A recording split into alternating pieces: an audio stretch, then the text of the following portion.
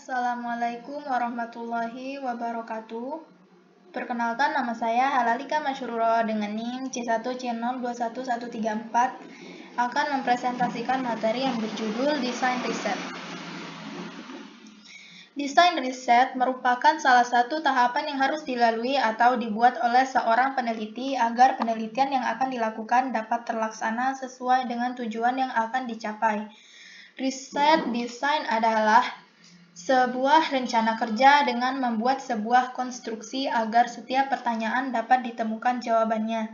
Dalam melakukan penelitian, seorang peneliti tentu memiliki paradigma penelitian yang menjelaskan bagaimana cara pandang peneliti memahami suatu masalah, serta kriteria pengujian sebagai landasan untuk menjawab masalah penelitian.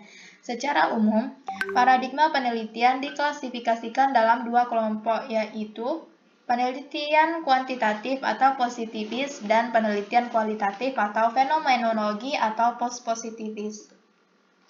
Selanjutnya, beberapa desain yang biasanya digunakan dalam penelitian atau riset sebagai berikut. Yang pertama, penelitian eksplanasi atau objek telaahan penelitian eksplanasi atau explanatory research adalah untuk menguji hubungan atau pengaruh antar variabel yang dihipotesiskan.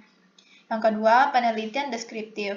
Penelitian deskriptif merupakan penelitian yang memberi gambaran yang lebih jelas tentang situasi-situasi sosial. Dan yang ketiga, penelitian eksperimental. Penelitian eksperimental mengadakan percobaan atau eksperimen untuk melakukan tes hipotesis. Selanjutnya, proses dalam membuat desain riset. Yang pertama, perumusan masalah.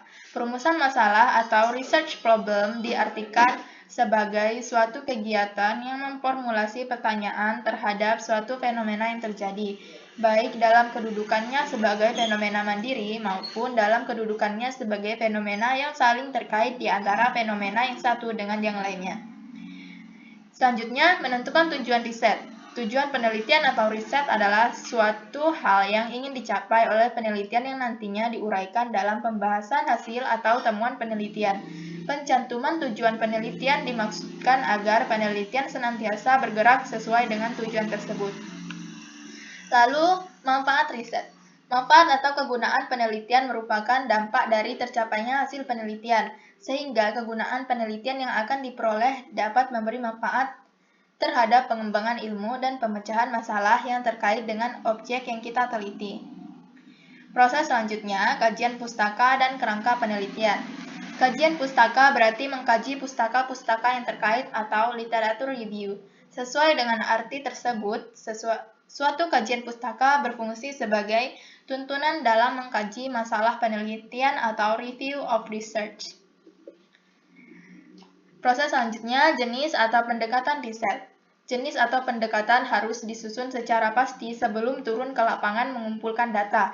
Apabila jenis atau pendekatan telah ditentukan, maka peneliti akan melakukan teknis penelitian sesuai dengan pendekatan yang dipilih. Selanjutnya, sampel riset. Penelitian kualitatif menggunakan sampel yang biasa disebut dengan informan atau subjek atau sasaran. Penelitian dengan pendekatan kuantitatif cenderung menggunakan sampel sebagai bagian dari populasi.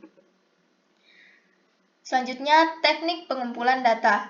Teknik pengumpulan data adalah cara yang dilakukan oleh peneliti dalam mengumpulkan data untuk diolah dan dianalisis untuk mendapatkan jawaban atas pertanyaan penelitian yang diajukan. Lalu, teknis analisis data.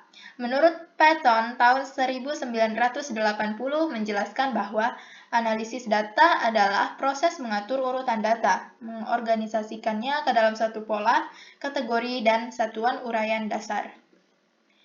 Baiklah, hanya itu yang dapat saya sampaikan. Lebih dan kurangnya saya minta maaf.